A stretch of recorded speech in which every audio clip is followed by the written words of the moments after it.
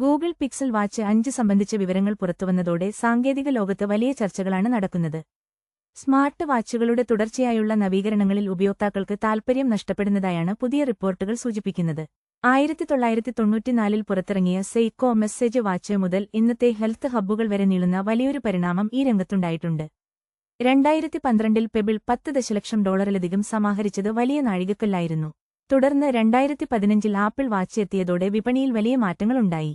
2021 Samsung Galaxy watch 4 Wear OS സംവിധാനത്തിലേക്ക് മാറിയതും ശ്രദ്ധേയമായിരുന്നു. 2026 CES വേദിയിൽ അവതരിപ്പിച്ച പെബിൾ റൗണ്ട് 2 ഇപ്പോൾ ഏവരുടെയും ശ്രദ്ധ പിടിച്ചുപറ്റിയിരിക്കുകയാണ്. 14 മുതൽ 30 ദിവസം വരെ ബാറ്ററി ലൈഫ് നൽകുന്ന ഈ വാച്ച് ലളിതമായ ആവശ്യങ്ങൾക്കാണ് മുൻഗണന നൽകുന്നത്.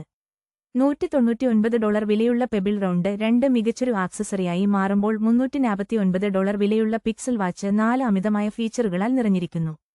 ഗൂഗിളിന്റെ $99 വിലയുള്ള ഫിറ്റ്ബിറ്റ് എയർ എന്ന സ്ക്രീൻലെസ് ട്രാക്കറും ഇപ്പോൾ മികച്ച ബദലായി മാറിയിട്ടുണ്ട്. 7 ദിവസത്തെ ബാറ്ററി ലൈഫും കൃത്യമായ ഹെൽത്ത് ട്രാക്കിംഗും ഇതിന്റെ പ്രത്യേകതയാണ്.